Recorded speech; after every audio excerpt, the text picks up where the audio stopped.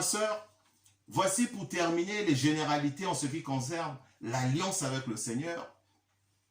Et très rapidement, nous allons donc voir un exemple, comme je vous ai dit tout à l'heure.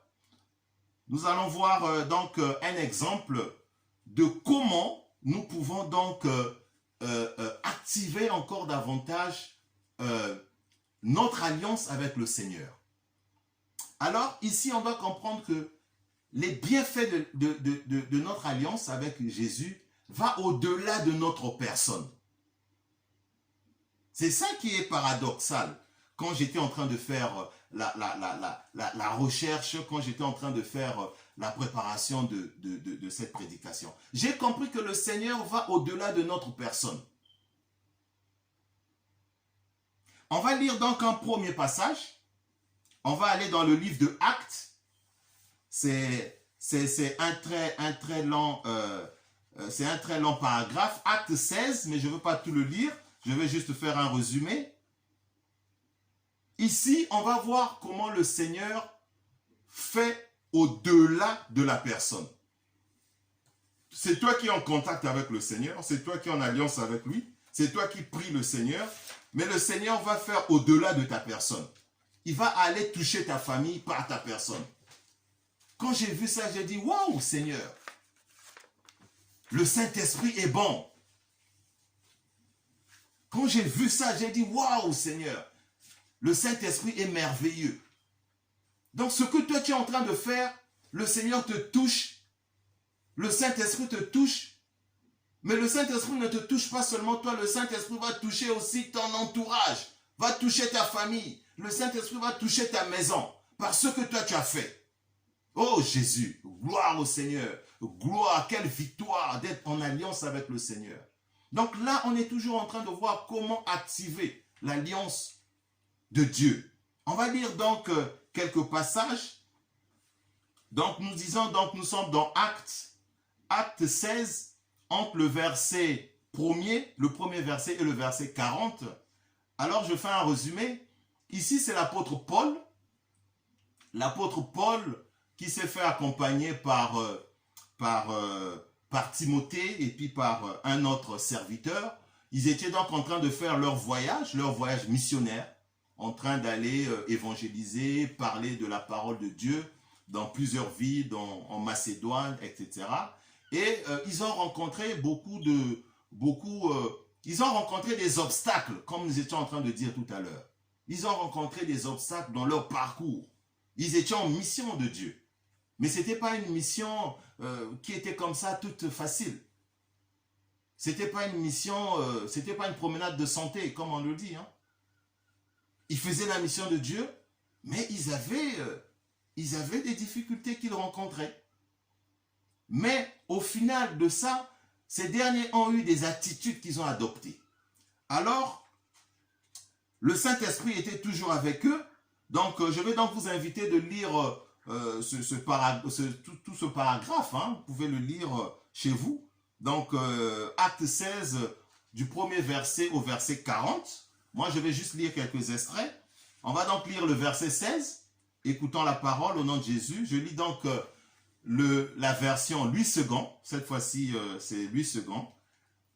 Verset 12, la parole de Dieu nous dit, « De là, donc l'apôtre Paul qui dit, « De là, nous allâmes à Philippe, qui est la première ville d'un district de la Macédoine et d'une colonie.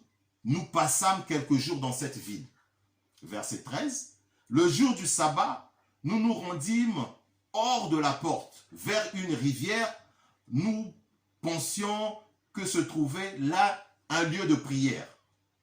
Nous nous assîmes et nous parlâmes aux femmes qui étaient réunies. » Je veux que vous souligniez cette dernière phrase. « Et nous parlâmes aux femmes qui étaient réunies. » Donc l'apôtre Paul et ses compagnons ont trouvé là dans cette ville des femmes.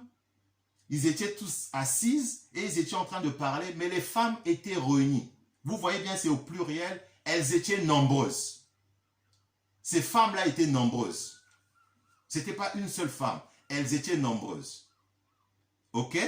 Donc c'est comme toi en ce moment, vous êtes nombreux dans votre famille. Vous êtes nombreux dans la situation dans laquelle tu es en train de traverser. Tu n'es pas seul, ma soeur. Tu n'es pas seul, mon frère. Il y a beaucoup de gens sur la terre qui ont les mêmes problèmes que toi. Alors, lisons le verset 14. Le verset 14 nous dit, l'une d'elles, donc parmi toutes ces femmes, l'une d'elles, nommée Lydie, marchande de pourpre de la ville de Thyatire, était une femme craignant Dieu. Je veux que vous souligniez l'une d'elles, hein, était une femme craignant Dieu. Cette femme craignait le Seigneur. Elles étaient nombreuses. Donc on peut dire aussi que ces hommes étaient nombreux. Si on peut ramener cette situation à la vie d'aujourd'hui. Donc tu n'es pas seul, vous êtes nombreux dans cette situation.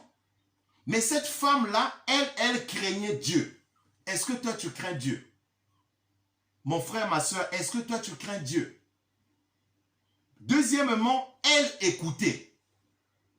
Quand j'ai lu ça, j'étais bouleversé. J'ai dit, mais Seigneur, qu'est-ce que tu es en train de me montrer? Oui, le Seigneur est en train de te dire, oui, soyez comme cette femme-là. Cette femme-là, elles étaient nombreuses quand l'apôtre Paul était en train de leur parler. Mais il y a une qui s'était distinguée. Elle s'est distinguée en faisant comment? Elle craignait Dieu et elle écoutait. Donc on peut craindre Dieu et ne pas écouter Dieu. On peut écouter Dieu et ne pas craindre. Donc les deux doivent aller ensemble. Ici, Lydie craignait Dieu. Et puis elle écoutait. Donc elle s'est distinguée des autres. Elle était différente. Tu es en train de vivre des obstacles. Mais la seule façon pour toi de te distinguer, la seule façon pour toi de te démarquer des autres, pour toucher le cœur de Dieu, sois comme cette femme qu'on appelle Lydie. Lydie craignait Dieu. Et elle écoutait. Est-ce que toi tu écoutes ton mari? Est-ce que toi tu écoutes ton pasteur? Est-ce que toi tu écoutes ton chef d'entreprise? Est-ce que toi tu écoutes des conseils? Est-ce que toi tu écoutes tes autorités? Est-ce que toi tu écoutes Dieu? Parce qu'au final, c'est d'écouter Dieu. Est-ce que toi tu écoutes Dieu? Oh Seigneur, merci. Je prie qu'il y ait quelqu'un qui soit comme Lydie. Je prie qu'il y ait une femme, qu'il y ait un homme qui soit comme Lydie. Que le Saint-Esprit vienne te toucher pour que tu puisses craindre Dieu. Que le Saint-Esprit te touche pour que tu puisses écouter. Et écoutons ce qui suit après. Le Seigneur lui ouvrit le cœur pour qu'elle fût attentive à ce que Paul disait. Vous voyez, donc le Saint-Esprit lui a ouvert le cœur pour qu'elle puisse suivre ce que Paul disait. Parce que ce que Paul disait venait du Seigneur. Donc le Seigneur a compris que pour que Lydie vive la bénédiction, pour que Lydie vive le miracle, je dois lui ouvrir les yeux, elle doit écouter, elle doit être attentive pour qu'elle reçoive la guérison. Donc tu vas recevoir le miracle dans ta vie en te comportant comme Lydie. Lydie était une femme qui craignait le Seigneur. Donc elle a craint Dieu. Et elle a écouté. Mais ça sont les choses que le Seigneur a envoyées. Parce qu'elle, elle s'était distinguée. Elle avait activé son alliance avec Dieu. Vous voyez, quand on lit le verset 14 dit, l'une d'elles, elles étaient nombreuses, mais l'une d'elles. Donc vous êtes nombreux dans cette situation, mon frère, ma soeur. Mais toi, tu vas être distingué parce que tu dois activer ton alliance. Et le Seigneur dit, le Seigneur lui ouvrit le cœur pour qu'elle fût attentive à ce que Paul disait. Alors quand le Seigneur t'ouvre le cœur pour que tu sois attentive, là ça veut dire qu'elle avait reçu son miracle. Parce que là, Paul était en train de leur parler de l'évangile. Elles étaient nombreuses, mais elles ne comprenaient pas. Ça veut dire qu'elles ne comprenaient pas, ça veut dire qu'elles ne recevaient pas. Elles ne recevaient pas le miracle. Mais Lydie avait reçu le miracle. Voilà la première clé que le Seigneur est en train de nous montrer. Comment activer les bienfaits de son alliance avec le Seigneur. Donc, je prie que le Seigneur t'ouvre les oreilles spirituelles, t'ouvre les yeux, pour que tu ne vives pas les choses de ce monde de façon charnelle, de façon humaine, comme nous avons lu dans la parole. Parce que les armes auxquelles nous combattons, les obstacles que nous vivons sont spirituels. Tout pour nous est spirituel et devrait se faire dans cette façon. La guérison, la victoire, la réussite, la bénédiction, tout ceci est spirituel. Parce que si tu n'écoutes pas et que tu ne crains pas, tu ne verras pas ce miracle-là. On va lire un autre passage. Lisons donc le verset à partir du verset 24. Le geôlier ayant reçu l'ordre. Alors ici, dans le résumé que j'étais en train de faire, l'apôtre Paul et ses compagnons s'étaient fait arrêter. On les avait arrêtés, on les a mis en prison. Donc quand vous allez lire le passage, vous allez comprendre. Donc ils étaient en train de faire leur mission et puis bon, on les a arrêtés. Ils étaient arrêtés parce que bon, les gens de cette contrée pensaient qu'ils étaient en train de parler des coutumes qui ne glorifiaient pas leur rite de l'époque. Donc c'était un peu le contraire de ce que ce peuple-là vivait. Donc, on les prend pour cette raison-là, on les met en prison. Donc ici, je vais lire donc la parole. Le geôlier, donc la personne qui est en train de leur garder en prison, ayant reçu l'ordre de les jeter en prison intérieure, les mit les sceptres aux pieds. Donc, on les a mis les sceptres aux pieds, on les a fermé les pieds. Comme aujourd'hui, les gens parlent de blocage. Les enfants de Dieu, quelquefois, parlent de blocage, de difficulté, de malédiction. Tout ce que tu fais ne marche pas. Et c'est ça, les sceptres, on a mis au pied. Donc tu ne peux pas avancer, tu es au même endroit. L'année a commencé, l'année va finir, mais rien ne change dans ta vie. Ce sont les sceptres qu'on t'a mis au pied. Ce sont des choses qu'on t'a mis au pied, tu ne peux pas avancer. Les autres avancent, mais toi tu n'avances pas. Les autres trouvent le bonheur, toi tu ne trouves pas. Les autres trouvent la compassion, toi tu ne trouves pas. Les autres trouvent le miracle, toi tu ne trouves pas. On t'a mis les sceptres au pied. Alors ici, le verset 25 nous dit, mais vers le milieu de la nuit, Paul et Silas, donc ils étaient en prison, Paul et Silas, son compagnon, priaient, chantaient les louanges de Dieu. Voilà une autre révélation. Donc pendant que tu es en train de vivre ces obstacles, ne vis pas ces obstacles en te croisant les mains, en te plaignant tout le temps, en te lamentant. Ah oui, moi rien ne marche dans ma vie, bon ça c'est pas... Voilà, arrête de te plaindre. Mais réactive ton alliance avec le Seigneur. Voilà une autre clé que le Seigneur nous donne ici. Pendant qu'ils étaient en prison, ils étaient en train de chanter les louanges de Dieu. Est-ce que toi, tu passes ton temps à chanter les louanges de Dieu et de prier? Tu passes ton temps dans les réseaux sociaux, dans Facebook, WhatsApp et consorts, à passer ton temps dans les commérages? Non. Passe ton temps dans la louange et dans la prière. Et pendant qu'ils étaient en train de prier, les prisonniers étaient en train d'entendre. Les prisonniers ici, ça peut être tes enfants, ça peut être ta famille, ça peut être ton entourage, tes amis, tes proches. Donc toi, pendant que tu es en train de prier, pendant que tu es en train de chanter les louanges de Dieu, tu vas remarquer plus tard quand on va regarder, tes prières à toi vont sauver ceux qui sont autour de toi.